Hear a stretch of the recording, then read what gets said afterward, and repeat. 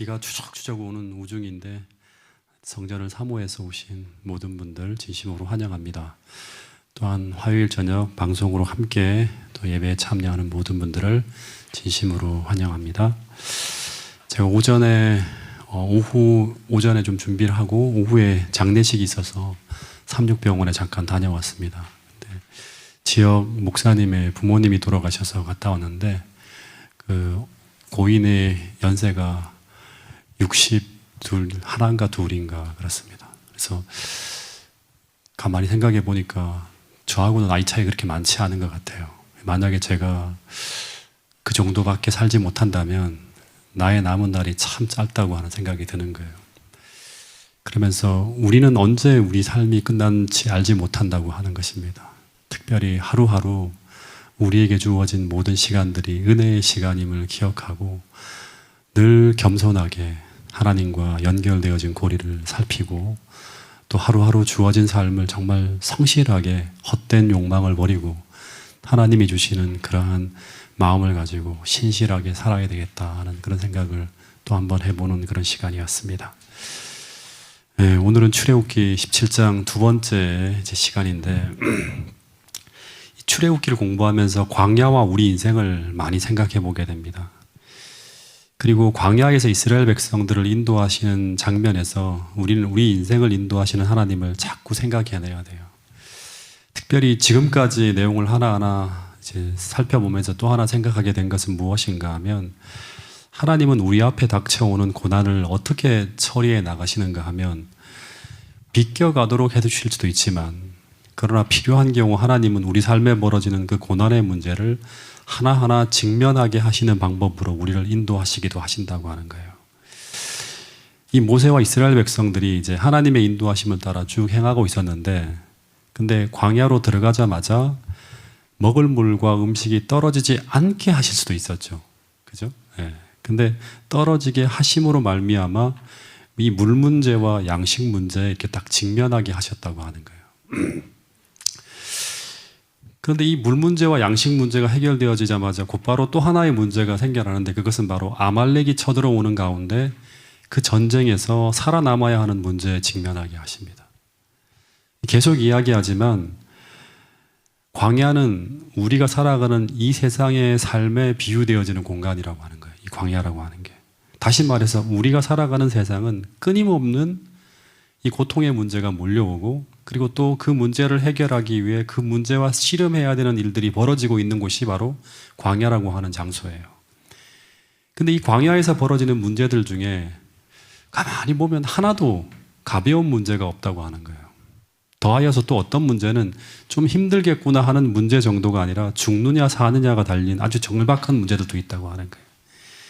근데 중요한 사실은 뭐가 하면 우리가 직면한 그 문제를 우리가 어떻게 대하고 어떤 방식으로 풀어나가는가 하는 그 문제를 풀어가는 그 방식을 통해서 하늘 가는 사람과 광야에서 죽는 사람이 나누어지게 된다고 하는 거예요. 그러니까 이 문제와 고통은 계속 와요. 근데 이 문제를 어떤 사람들은 이렇게 풀어가고 어떤 사람이 이렇게 풀어가잖아요. 그죠? 근데 이게 어떤 방식으로 이 문제를 어떻게 대하고 그리고 어떤 방식으로 풀어가는가 하는 그 문제를 풀어가는 그 방식을 통해서 하늘 가는 사람과 광야에서 죽는 사람이 나누어진다고 하는 거예요. 이런 글이 있더라고요. 이 그리스도를 나타내자 353페이지에 있는 말씀인데 그리스도를 따르기 위하여 자기의 십자가를 지고 있는 각 사람은 이 십자가를 지고 있는 사람은 예수님을 따라가기 위해서 십자가를 지고 있는 사람은 자기 문제와 고난에 직면한 사람들이죠. 그죠? 근데 이 사람들은 자기의 경험 가운데 르비딤에 와 있는 것과 똑같아요. 그러니까 오늘 우리는 르비딤 골짜기에 서 있을 수 있어요. 지금 우리가 어떤 그런 문제를 가지고.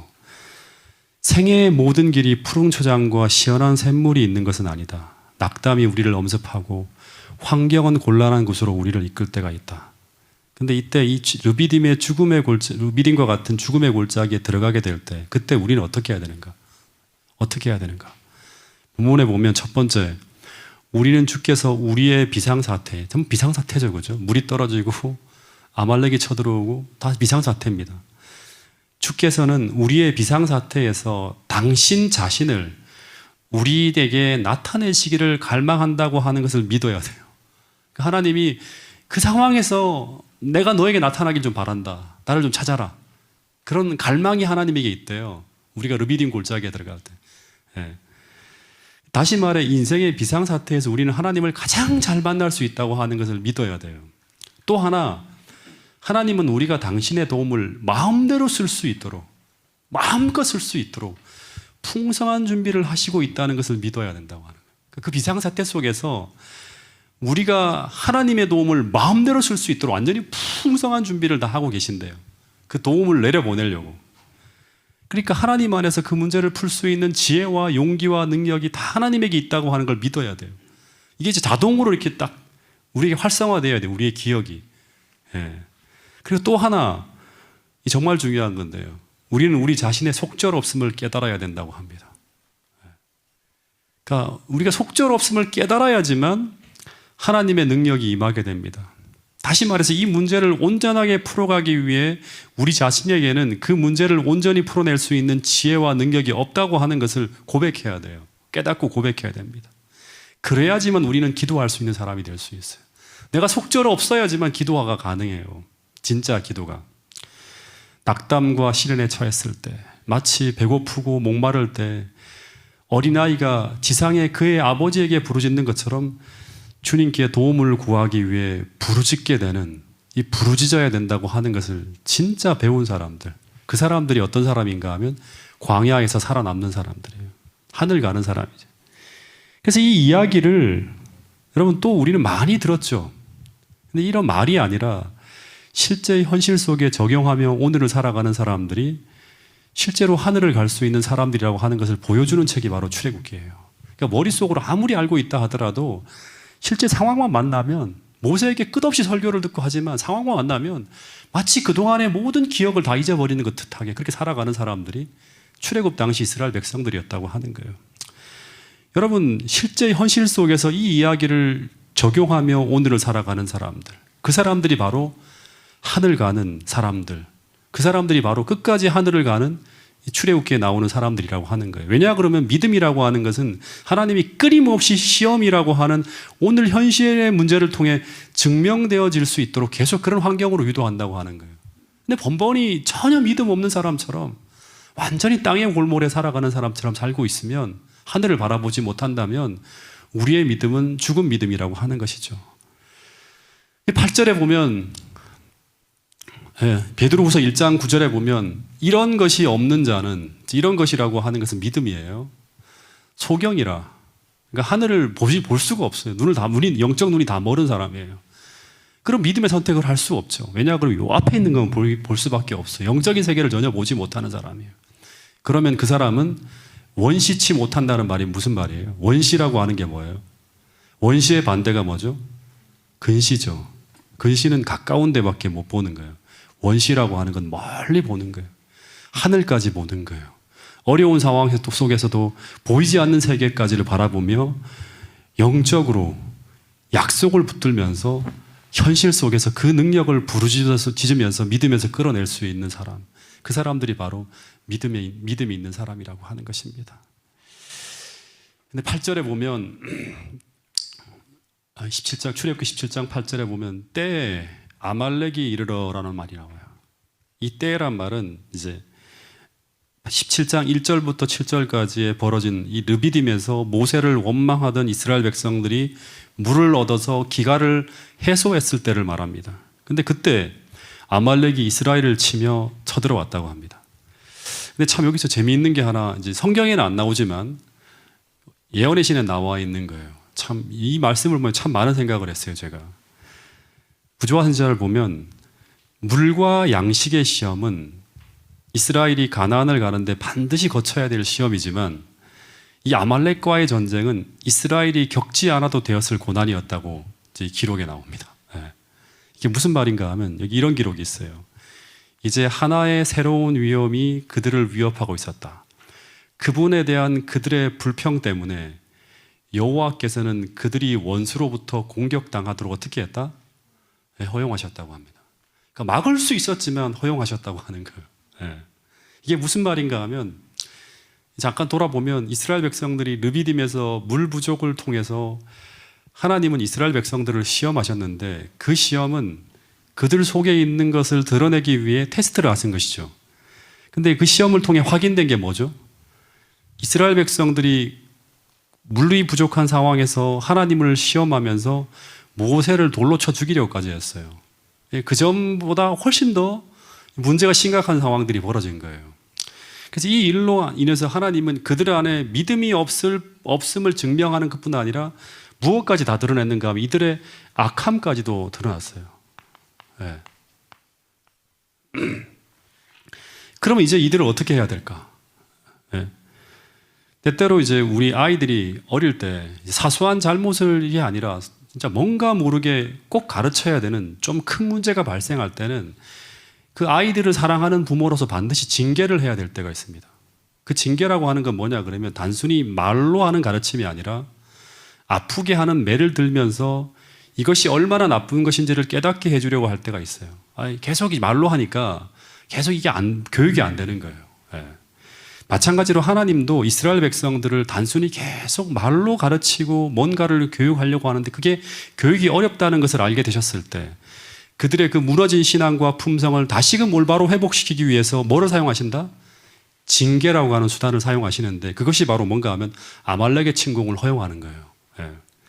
이 패턴이 이스라엘 전 역사에서 반복되어집니다. 여러분 하나님은 징계하십니다. 우리를. 징계하신다고 하는 걸 기억해야 돼. 그 징계하시는 게 뭐냐 그럼 사랑이에요. 우리를 어떻게든 하늘로 데려가기 위해서 징계하신다고 하는 거예요. 광야 40년의 역사가 징계인가요? 징계죠. 예. 그리고 유다가 바벨론으로 잡혀가는 그 포로의 역사도 이런 징계에 포함되어지는 거예요. 징계라고 하는 수단에 활용되어지는 겁니다. 그래서 하나님은 우리가 하나님 앞에 충성하여 간다면 그래도 물 부족과 음식의 부족이라고 하는 시험은 피할 수 없지만 이런 아말렉 족속과 싸워야 하는 이런 덤으로 오는 시험은 피할 수 있다고 하는 것을 부조한 자를 통해 보여주는 거예요. 민수기의 40년의 역사는 피할 수 있었던 거죠. 유다가 바벨론으로 잡혀가는 것도 피할 수 있었던 거예요. 반드시 필연적인 게 아니에요. 네. 불뱀 같은 것도 덤으로 오는 시험들이었죠. 그들이 하나님의 보호와 돌보심에 감사하지 못하고 계속적으로 하나님을 시험하며 원망하고 불평할 때 다시 말하면 하나님의 끊임없는 보호와 돌보심을 인식하지 못하고 하나님의 도움에 대해서 감사하지 못할 때 때로 하나님은 우리를 지키시는 보호의 손길을 잠시 거두시고 원수의 공격을 허락하심으로써 우리가 얼마나 하나님의 보호와 돌보심 속에 살아왔는지를 깨닫게 하시기도 한다고 하는 거예요. 네. 다시 말해 하나님께서 우리를 돌보지 않을 때 어떤 일이 벌어질 수 있는지를 보여주기도 하신다고 하는 거예요. 이것이 바로 징계예요. 하나님이 나를 얼마나 사랑했구나, 사랑하고 계셨구나. 다시금 주의를 환기시키는 거죠. 그래서 하나님은 이 징계라는 수단을 통해서 우리를 아프게 하시더라도 하나님은 그 아픔을 통해서 무엇을 가르치고 믿음을 가르치고 난 후에 약과 처방을 통해서 그 아픔을 싸매시는 일을 반드시 하신다고 합니다. 왜냐하면 하나님은 우리를 사랑하시기 때문이에요. 그래서 이런 말씀이 있는 거예요. 이 말씀 같이 한번 읽어보겠습니다. 욥기서 5장 18절 말씀입니다. 시작.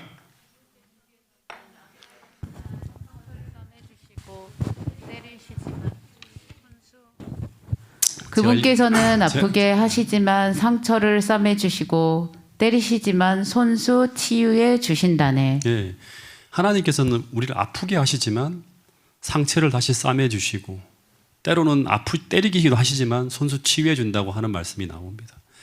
여러분 이게 징계죠. 히브리서 12장 6절부터 11절 정확하게 하면 5절부터예요. 이 전부 다 이 바울이 징계에 대한 이야기를 합니다. 주께서 사랑하시는 자를 어떻게 하시고 징계하시고 그가 받아들이시는 아들마다 어떻게 한다? 채찍질 하신다고 하는 거예요. 그러니까 하나님께서 징계하지 않는 아들은 사생아라고 하는 거예요. 진짜 아들이 아니라고 하는 거예요. 11절에 보면 무릇 징계가 당시에는 즐거워 보이지 않고 슬퍼 보이나 후에 그로 말미암아 연단을 받은 자들은 의와 평강의 열매를 맺느니라. 12절 그러므로 피곤한 손과 연약한 무릎을 일으켜 세우고 너의 발을 곧은 길로 만들어 저는 다리로 하여금 어그러지지 않고 고침을 받게 하라. 이 징계를 통해 고침을 받게 하라고 하는 거예요. 여러분 그래서 이 징계의 수단으로 사용된 도구가 뭔가 하면 아말렉이에요. 이 아말렉의 침공을 통해서 하나님은 이스라엘 백성들을 뭔가를 가르치려고 해요. 근데 이 아말렉이라는 이름 많이 들어보셨죠? 이 아말렉은 어떤 민족인가요? 아말렉. 성경에 보면 계속 나옵니다. 이 아말렉. 이 아말렉에 대해서 먼저 한번 공부를 해볼 텐데요. 이 아말렉은 한마디로 하면 에서의 후예입니다. 에서의 후예. 그러니까 이삭의 아들이자 야곱의 형인 에서의 후예예요. 정확하게 말하면 에서의 손자가 바로 아말렉입니다. 창세기 36장 12절에 보면 에서의 아들 엘리바스의 첩 딥나는 아말렉을 엘리바스에게서 낳으니 이들은 에서의 아내 아다의 자손이며 라고 합니다. 그러니까 이 민족들은 하나님에 대해서 모르는 백성이 아니죠. 에서의 후예들이니까. 그들은 이스라엘 가까이에 살면서 하나님에 대해 수도 없이 많은 빛을 받아온 족속이었습니다. 홍해를 가르는 사건도 다 소문을 통해 다 들었어요. 애굽에서 벌어지는 엄청난 사건에 대해 다 알고 있었던 민족이 바로 아말렉입니다. 그럼에도 불구하고 이들은 하나님을 두려워하지 않았다고 합니다. 오히려 그 사건을 보면서 부근에 있던 민족들이 공포에 사로잡히는 걸 보면서 그들을 도리어 비웃었다고 합니다. 그러니까 굉장히 자만하는 그런 민족이죠. 신성한 하나님의 역사를 보고도 전혀 반응이 없는 사람들, 하나님의 역사를 보고도 두려워하지 않는 사람들, 즉 빛을 보면서도 그 빛에 굴복하지 않고 반대로 살게 되면 어떤 일이 벌어집니까? 하나님에 대한 빛이 계속 전달되는데 그 빛에 반대로 살면 어떻게 됩니까? 점차 그 양심이 화인 맞아갑니다. 더하여서 어떤 일이 벌어지는가 하면 철저히 사단의 도구로 쓰임받게 돼요. 그러니까 처음에는 공식이 이렇게 되는 거예요. 하나님께서 계속 빛을 비추어 주는데, 근데 이 빛이 계속 들어가면서 우리가 그 빛에 굴복하며 살면 계속 변화가 일어나는데, 빛이 계속 전해지는데도 불구하고 그 빛에 반대로 살게 되면 우리의 양심이 화인 맞아갑니다. 딱딱하게 굳어가요. 그럼 어떤 일이 벌어지는가 하면 사단의 도구로 사용되어지는 거예요. 빛을에 순종하며 살 때 하나님의 도구로 계속 변화되어지는 것처럼. 그래서 이 아말렉 족속이 이스라엘 민족을 공격한 이유가 부조화 선지자에 나와요.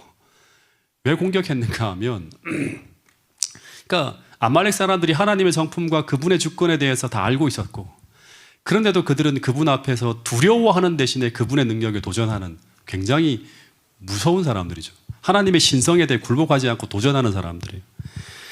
근데 이스라엘 민족을 이들이 왜 공격했는가 하면, 여기 보면 이스라엘 백성들은 그들에게 한 번도 해를 입히거나 위협을 가한 적이 없었다고 합니다. 그런데도 왜 적개심을 가지고 공격했는가? 이집트가 두려워 떨고 다른 이방 민족이 두려워하는 그 하나님을 조롱하고 비웃으며, 저 사람들 진짜 바보 같네 하면서 조롱하고 비웃으며, 그러면서 하나님께서 이스라엘 백성을 가나안으로 이끌고 가려고 하는 그 길을 막으려고 하는 거예요. 정면으로 도전하며 막는 거예요. 이집트가 못한 일을 우리가 한다. 우리가 더 이집트보다 강하다고 말하는 거죠. 그러면서 이스라엘 백성들이 단 한 명도 가나안으로 들어가지 못하게 하려는 결심을 가지고 그들을 공격했다고 합니다. 그러니까 이 아말렉은 하나님의 뜻을 막기 위해 일어난 원수의 세력이에요. 한마디로 말하면. 이 아말렉이라고 하는 민족은 마귀의 세력, 원수의 세력을 상징합니다. 그래서 이 르비딤에서 싸우는 이 전투는 악의 세력과의 싸움에서 어떻게 이길 수 있는가를 보여주는, 상징적으로 보여주는 하나의 사건입니다. 그래서 이 아말렉은 민족적으로 철저하게 양심의 화인을 맞은 족속이고 사단의 도구가 되어진, 철저히 도구가 되어진 그런 악한 민족이었어요. 그래서 하나님이 출애굽기 17장 14절부터 16절에 이 전투가 끝난 다음에 어떤 얘기를 하는가 하면, 이 아말렉을 도말하겠다. 하나님께서 천하에서 완전히 기억함이 없을 정도로 만들겠다. 그렇게 말씀하세요. 더군다나 어떻게 하시는가 하면, 하나님은 아말렉과 더불어 대대로 싸우겠다. 언제까지? 그들이 끝내는 천하에 기억 못하고 도말되어질 때까지 싸우겠다고 하는, 역사 속에 완전히 사라지게 하겠다고 하는 거예요. 그러니까 양심이 완전히 화인맞은, 민족적으로 심판받은 민족이죠. 민수기 20장, 24장 20절에서도 아말렉을 바라보며 예언하여 이르기를, 아말렉은 민족들의 으뜸이나 숫자도 많고 강한 민족이지만 그의 종말은 멸망에 이르리로다 하면서 그 민족의 멸망, 종말을 계속 예언하고 있어요. 그리고 신명기 25장 17절부터 19절에도 보면 하나님은 이스라엘 민족에게 아말렉이 내게 행한 일을 잊지 말고 기억하라고 합니다. 왜냐하면 이 민족은 변하지 않는다고 하는 거죠. 이 민족은 끝까지 악에서 돌아지지 않는다고 하는 거예요. 너는 천하에서 아말렉에 대한 모든 기억을 지워버려야 하는 사명이 있다고 하는 것을 잊지 말라고 말씀하고 있어요. 가나안으로 들어가기 전에. 다시 말해서 이 말은 하나님은 계속 이스라엘 백성에게 이 아말렉이 너희들과 더불어 평화롭게 지낼 민족이 아니야. 다시 말하면 평화의 언약이라든가 공존할 수 있는 언약 이런 걸 절대로 맺어서는 안 된다고 하는 거예요. 어떻게 해야 된다? 반드시 진멸해야만 하는 민족으로서 절대 잊어서는 안 된다고 하는 것을 계속 기억에서 흐려지지 않도록 각성시킬 걸 볼 수 있어요. 그런 다음에 이후에 근 500년이 지난 후에 하나님이 사울에게 사무엘상 15장에서 다시 아말렉을 완전히 진멸하라고 명령합니다. 예. 이 말은 이때까지도 아말렉이 사라지지 않고 있었다고 하는 것인데 이거는 이스라엘 백성들이 계속 직무를 유기하며 살고 있었던 거예요. 근데 사울이 하나님의 명령을 받들고 나가서 아말렉과의 전쟁에 승리로 이끌었는데 근데 문제는 하나님의 명령에 온전히 순종하지 못하고 이렇게 했다고 합니다. 어떻게 했는가 하면 사무엘상 15장 8절에 보면 아말렉 사람의 왕 아각을 사로잡고 칼날로 그의 모든 백성을 진멸하였으되 사울과 백성이 아각과 그의 양의 가장 좋은 것 또는 기름진 것 어린 양과 모든 좋은 것을 남기고 진멸하기를 즐겨하지 아니하고 가치 없고 하찮은 것만 다 진멸했다고 합니다. 이 말은 사울은 철저하게 아말렉을 진멸하지 않고 그에게 좋은 것을 남겼어요. 노비로 삼을 어린아이들 이런 여자들 다 남겼겠죠. 가치 없고 하찮은 것만 제거했다고 하면서 이 일로 말미암아 사울은 사무엘에게 책망을 받고 결국 왕의 지위를 잃어버리는 그러한 일이 벌어집니다. 이 말을 통해 우리가 하나 생각해 볼 수 있는 게 뭐냐 그러면 지금까지 하나님이 계속 말씀하시는 걸 통해서 우리가 하나 생각해 볼 수 있는 것은 이 아말렉은 절대로 우리와 공존할 수 없는 뭐의 상징이다? 죄의 상징이에요. 죄악의 상징이에요. 그래서 오늘도 하나님은 사울에게와 똑같이 하나님은 우리 주변에 있는 모든 죄악을 우리 주변에서 벌어지고 있는 모든 죄악들 우리가 함께 공존하고 있는 모든 죄악들을 진멸하라고 하는 명령을 하고 있다는 사실을 우리가 기억해야 돼요. 더하여서 그럼에도 불구하고 우리가 즐길 모든 좋은 것을 남기고 우리에게 가치 없고 하찮은 것들만 제거하는 잘못을 범하고 있지 않은지 한번 생각해 봐야 된다고 하는 것입니다. 이건 사울에게만 던지는 말씀이 아니에요. 아말렉이라고 하는 존재는 죄악의 상징이기 때문에요. 근데 만약 우리가 이 죄와 악을 우리가 관대히 대하고 있을 때 이 아말렉은 어떻게 변하는가 하면 우리 곁에서 무서운 세력으로 변하게 됩니다. 그래서 나중에 이 악은 우리에게 올무가 되어지고 하나님 백성에게 올무가 되어지고 더하여 이스라엘 민족을 괴롭히는 정도가 아니라 파멸시킬 존재로 커지게 된다고 하는 사실을 잊어서는 안 된다고 하는 것입니다. 실제 여러분 우리 에스더서를 공부했죠. 에스더서에 보면 이 아말렉 족속 중에 한 인물이 누구예요? 아말렉 족속 중에 한 인물이 누구예요? 아말렉 족속 중에 한 인물이 누구예요? 네.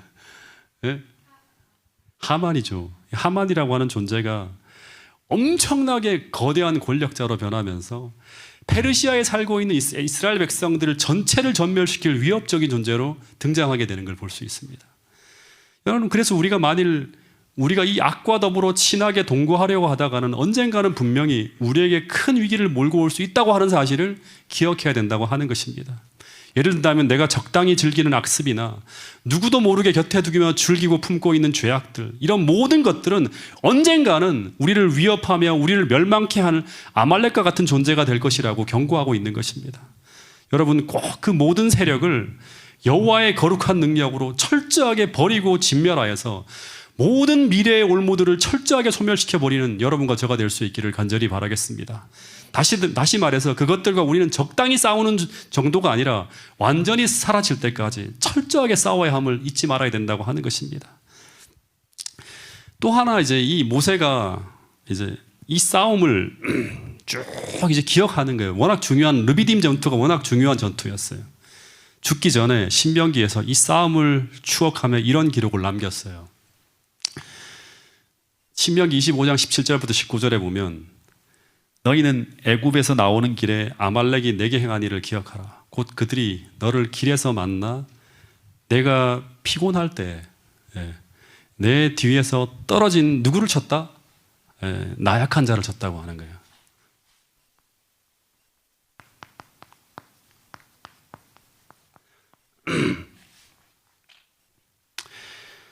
그리고 이제 하나님을 두려워하지 않았다고 하는데 이 아말렉의 공격의 타겟이 누구인지 나타나고 있어요. 아말렉이 공격하는 타겟이에요. 다시 말해 아말렉 족속은 선전포고를 하고 전면전을 한 게 아니에요. 이 길로 지나가면 죽인다 이렇게 한 게 아니라 몰래 와서 뒤에 친 거예요. 이렇게 기습을 한 거예요. 비겁하게. 열을 지어 가던 중 열을 지어 쭉 이동하잖아요. 그죠? 중에 아말렉이 누구를 쳤는가 하면 피곤해서 뒤에 처지고 있는 사람들. 그러니까 즉 구름기둥과 불기둥을 따라서 열심히 쫓아가는 사람들이 아니라 그 그늘 아래서 쭉 머물며 쫓아가는 사람들이 아니라 폐잔병처럼 가기는 싫은데 억지로 마지못해 쫓아가는 사람들. 대오에서 처져 있는 사람들을 공격했다고 하는 거예요. 그러니까 아말렉 족속이 이스라엘 중앙을 치고 들어온 게 아니에요. 즉 선두에서 위치한 성소를 쳐들어온 게 아니에요. 그러니까 선두에 있는 헤드쿼터, 다시 말하면 이 본부, 모세와 아론 이런 사람들이 있는 그곳을 치고 들어온 게 아니에요. 대오에서 이탈한 사람들, 피곤하여 뒤떨어졌던 낙오된 연약한 자들을 쳤다고 합니다.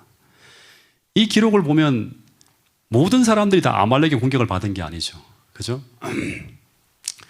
부조한자 298페이지에 보면 이런 말씀이 있습니다. 그 지방에 사는 사납고 호전적인 아말렉 족속들이 나와서 그들을 공격하여 약하고 피곤해서 뒤에 처진 사람들을 쳤다고 합니다.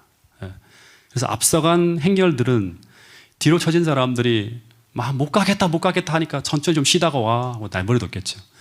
근데 뒤로 처진 사람들이 곧 뒤따라 올 줄 알았는데 영원히 돌아오지 못했음을 뒤늦게 깨달았을 거예요. 안 오는 거예요. 왜 그런가 하면 아말렉에 의해서 희생되어진 거예요. 왜냐하면 그 뒤를 누가 쫓아가고 있다? 삼킬 자를 찾는 늑대나 이리 우는 사자처럼 쭉 따라오다가 처지기만 하면 잡아먹는 거예요. 이렇게. 예. 이것은 우리에게 또 하나의 중요한 교훈을 주고 있습니다. 우리가 하늘 가나안을 향해 믿음의 행진을 행해 나갈 때 우리 중에 특별히 원수의 표적이 되는 사람은 성소 주변과 이스라엘 본대에 뭉쳐있는 백성들이 아니라 약하고 피곤하여 뒤로 쳐져서 뒤따라오는 사람이라고 하는 사실이에요. 물론 뭐 교회에서 막 열심히 활동한 사람들도 예수님과의 고리가 약해서 실제 믿음에서는 쭉 쳐질 수도 있겠죠. 그렇죠? 그러니까 예수님을 쫓아가는 그것이 바짝 쫓아가야 돼요. 이게 고리가 약해지면 사단의 표적이 된다고 하는 거예요. 제가 BBC에서 방영한 이 자연 다큐멘터리 영상을 이제 막 다운받은 게 있어갖고 이제 가끔씩 정말 이게 귀한 자료인데요. 그러니까 1시간씩 쭉 틀어놓고 볼 때가 있어요. 특별 제작한 건데.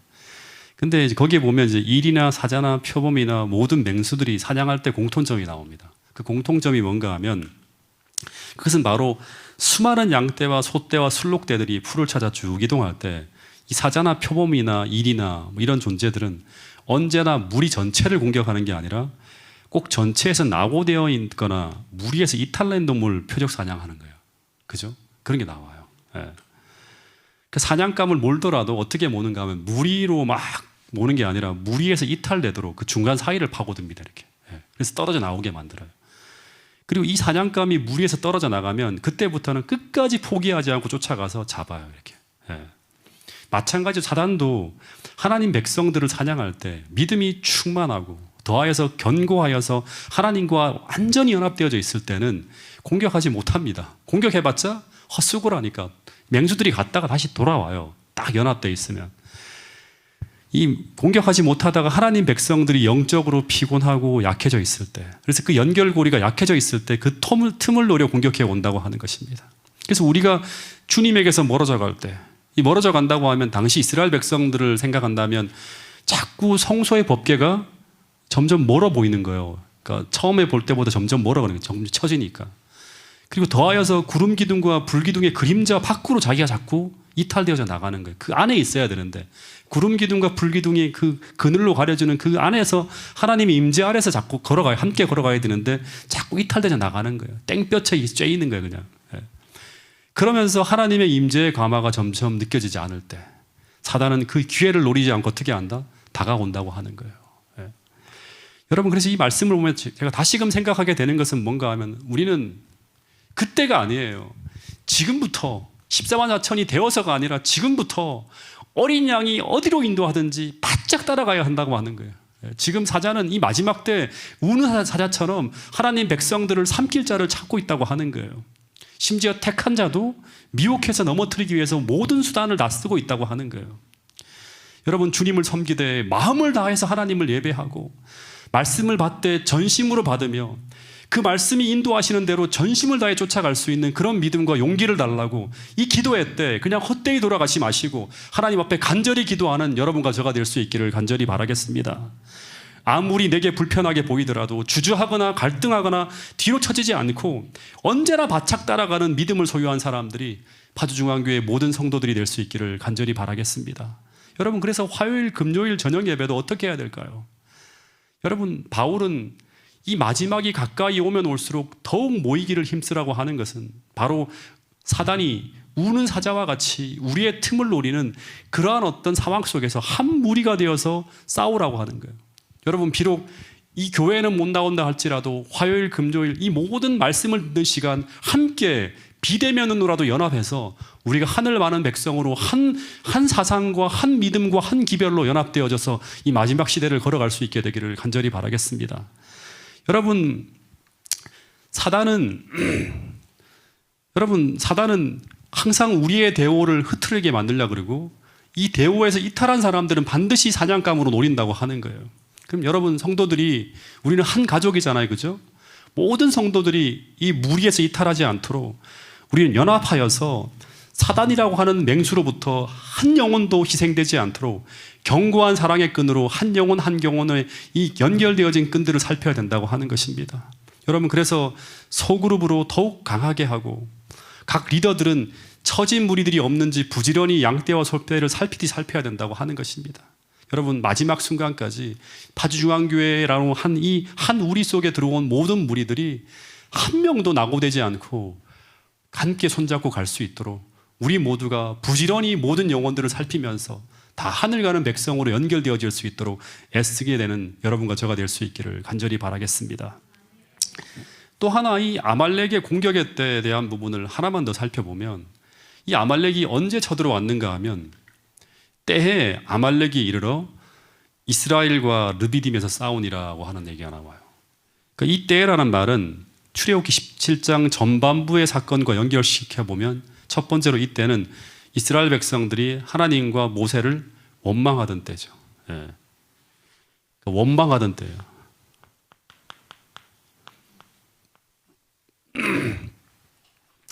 물이 없다고 하나님과 모세를 원망하고 시험하던 때, 그때 어떻게 했다? 이 아말렉이라고 하는 존재들이, 사단의 대리자들이 사단이 공격해 왔다고 하는 거죠.